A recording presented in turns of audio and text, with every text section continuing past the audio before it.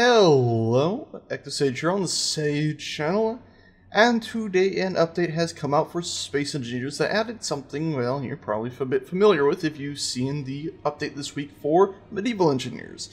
Controller support, so you can now use your Xbox One controller, or I believe just your Xbox controller as they say, for Space Engineers and Medieval Engineers. So right now, that's what I'm using to just slowly drift about. Now, what I can do that you couldn't do in Medieval Engineers is I can go ahead and do a control.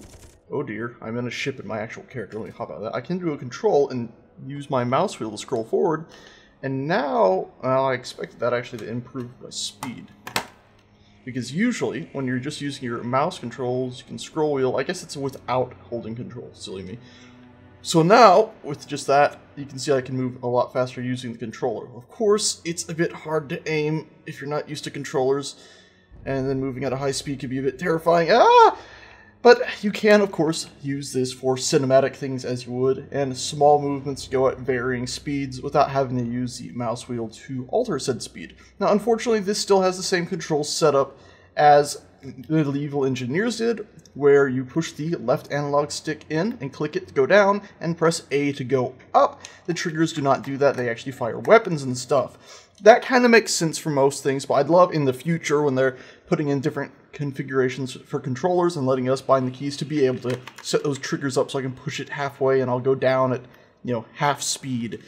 Let's go ahead and lower the mouse wheel, that way our camera isn't spurging out. Mouse wheel up a tiny bit. I don't believe there's a way to actually do that using the controller. You have to actually reach over and use your mouse wheel. But now you can see I can do some pretty nice camera pans and stuff. And if you have a high enough frame rate and you're recording for something, oops, you could of course then just drop your frame rate down to 30 in the final video and then slow this footage down so you could get an even slower pan if you like, which is something I've done in the past. It's pretty cool stuff. By the way, ignore the floating yellow cube, that's just because my actual character is aiming at something. Oh, by the way, looking around, that seems awfully fast. If I control down, does that slow it down? Yes, it does. So that's what control and scroll wheel does. So if you've seen, I think it was my last SE update video, I was saying how I could look very quickly like this on my actual character, but when I got into spectator mode, same amount didn't move my camera as much. That's because if you do control and scroll, now it varies the sensitivity of that. So you could sort of do control down a lot and then do slower, smoother movements. Of course, your mouse goes off your mouse pad and you have to lift it up. So you can see the controller being useful in that way, so you can do just a constant pan. And of course, then I can do control and mouse wheel to speed it up and slow it down on the fly. So you can do some interesting things with that, which is pretty cool, actually. So, might not seem like the most interesting update, but it actually does allow you to improve your cinematic camera movements. Now, if you're not planning to use this for just cinematic camera nonsense, you're probably going to be using your character. So let's go ahead and fly over here. And by the way, you rotate the camera left and right, or your character left and right, using the bumpers. So let's fly down here. It's going to take me a lot of getting used to. A lot. I'm probably not going to use the controller for much except for maybe a little cinematic thing here and there. There we go. Fly into here, and let's go ahead and press that little square button on the left of the controller, well, center left of the controller, and this brings up this menu. In Medieval Engineers, I didn't fully understand because I don't think it was highlighting like this what the point of it is. Well, the thing is, because the controller has limited numbers of keys, this is basically their way of saying, well, toggle HUD on and off is now hidden here, as well as Jetpack on and off, your lights on and off, all sorts of stuff, your dampeners. Instead of just using key presses, it has it right here, and you just click on them with your controller. Can you use the mouse in this scene? No, it's all controller driven, so that's one of the reasons I thought this was just aimless in the past. And of course we can even go into third person, which we're going to do that, and hit the B button to go back. And you can see I can walk the character around. Same as Medieval Engineers, unfortunately, you can't just super slowly push forward or backwards and your character go into a walk. It instantly just goes into that full walk speed. And same as Medieval Engineers, I can't seem to figure out how to sprint. Now, please note, down in the description below, there is a list of full controls, as well as a link to the developer video for this update. I actually suggest you go ahead and watch the developer video for this update. It might seem a bit slow reading through some of the stuff there that they say, but it'll actually go over how to use the controls a fair amount, and it also goes over some of the other things they've added that I'm going to show in a minute. But even if you don't want to do that, I highly suggest, if you really want to use a controller, go look at the official patch notes link in the description below. They'll actually give you a link where they have all the controls listed there. Now, something else I got a bit derped on in Medieval Engineers is the right click. When you press it in, it turns on build mode. And you can now see that if I turn build mode on at the very top, it says it, and I can't actually move right now. Now my left analog stick is flipping these things around. It's a bit confusing, but, well, it works. And let me go ahead and go back into first person, that way we can actually see what we're doing. And so, yeah, as I use the left stick here, it's flipping these around. It's a bit finicky and really confusing, but it is indeed possible to rotate stuff around. And then, of course, using the left and right arrows on the D-pad, thank you those who pointed that out, you can switch between everything, and up and down switch between your different listings of them. So, it's possible, and I just use the B for back button to get out of that. And I believe it's, yeah, Y to turn on your jetpack, and X is interact usually, so if we aim at that and press that, there we go. We can't access that. Now, fortunately, that put us into third person, so we have to go to there to switch back. Okay, so there's a few basic controls I forgot to show, and one of them is when you're in a ship. Now, I can go ahead and press X to get in and out, and I can use the left analog stick to send us forward. Now, you could imagine this actually being more useful than using your WAS and D keys, because now I can full throttle forward, or I can stop, or I can slowly accelerate, I believe. Let's see. Yeah, I think, yep. Depending on how far you push the left analog stick forward will indicate just how quickly you're accelerating. So you can basically change your throttle speed or your acceleration on the fly. And at best show that I can do it here. So you can see I can, well, can I hold Alt and rotate my camera around? There we go. There. So you can see I can push it and a little flame comes out, I push it all the way and more flames come out. So you can imagine that being useful for varying speeds and other little things like that. Of course, rotating is still using the bumpers on your controller. And of course, if you have something on your hotbar, you can go ahead and fire your weapons. Now, what else do we got here? Well, we got, of course, the up and the down, just like your character. All that's the same. Let's go ahead and switch back to first person here. But I do find it a bit odd, because when I first loaded this up, I was actually expecting left analog stick to be forward, back, and roll. Sort of like a plane, but that doesn't quite make sense, does it? When you're in space, because you want to be able to use the left analog stick to drift. So right now we are drifting with it. And you kind of get used to it, actually, after a while. Now, I still don't think I'm as good with this as I am with a mouse and keyboard. But on a ship, let's say if we were to go ahead into the ship setting, so I think, show terminal, there we go. And let's find our gyroscopes here. Well, that's a bit weird. Okay, switching through a bunch of different things. So let's go to there. Okay, now let's use the left and right arrows. No, up and down. Okay, so that's still a bit finicky. Can I use, I can use the left analog stick to move around. So let's grab our gyroscopes and let's drop our power down to 50 on that one. And the other one, let's just shut it off. So now this will imitate a larger, slower ship. So you can see now, instead of me spinning around instantaneously, the ship doesn't spin as quickly. Now, the thrusters are still pretty damn powerful, but you could see this being more useful for piloting larger ships where making a turn isn't instantaneous with the mouse, and you have to theoretically move the mouse. So now it would be more useful to have the controller to line stuff up. So I could see this being a lot of fun using it to pilot large ships and vessels. Anyway, I could go through that, but it'll take me 3 months and I'll fail miserably. Just as a comparison, here's me on the keyboard.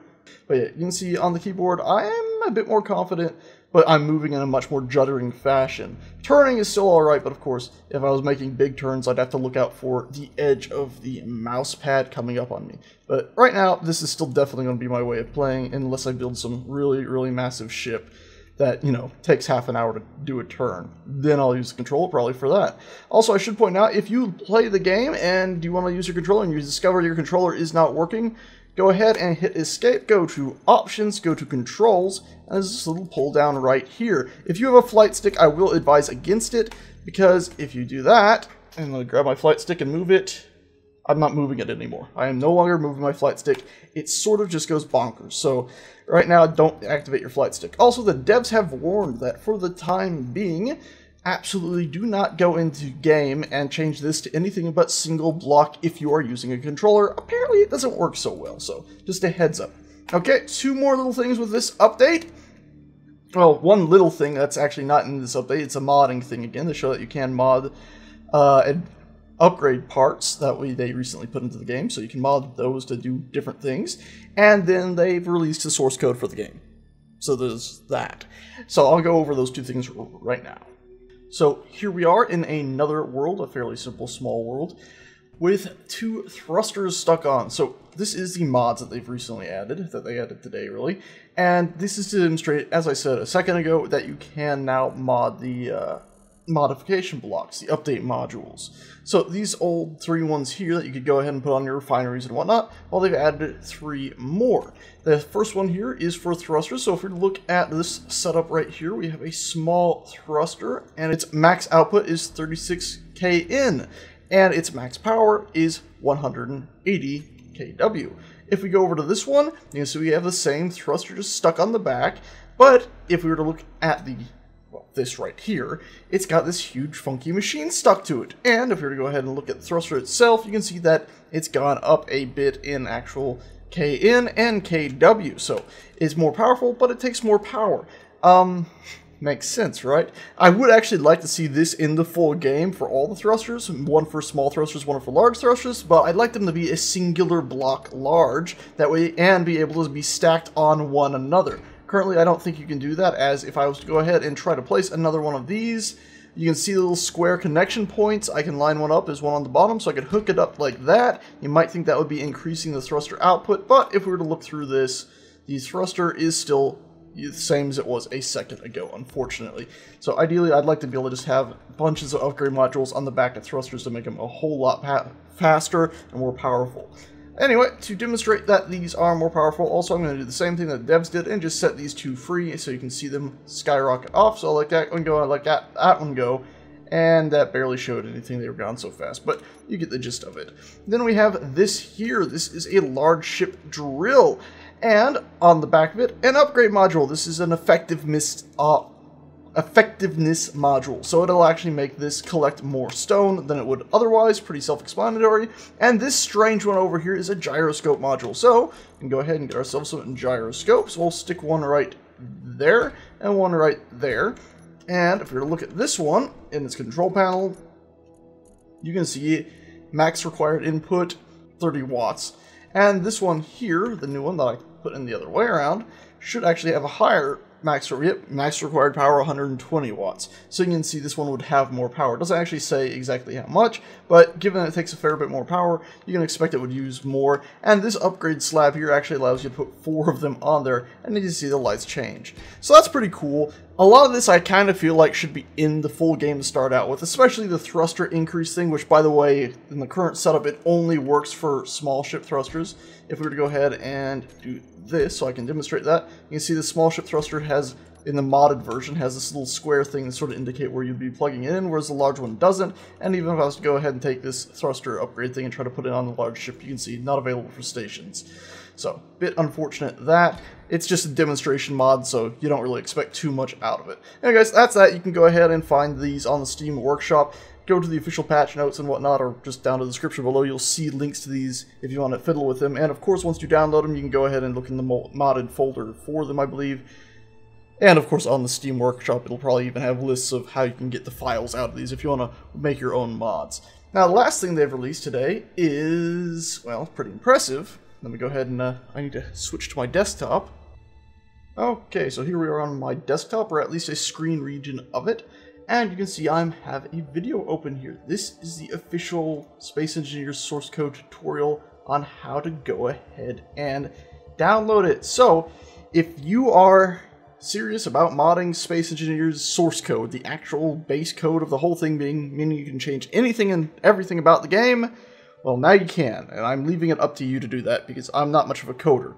So, link in the description below to this video, and it has all these wonderful links right here. Anyway guys, that's it for today's update. Sort of simple, it's basically just a controller update again, but I don't know, I sort of see more purpose in Space Engineers when it comes to actually guiding and turning a ship. Yeah, I don't know, it's early days for that stuff, and I guess it means they're making some progress on the Xbox One edition of Space Engineers, eh? Anyway guys, that's that. Thanks a bunch for watching, and I'll see you guys next time. Ta-ta.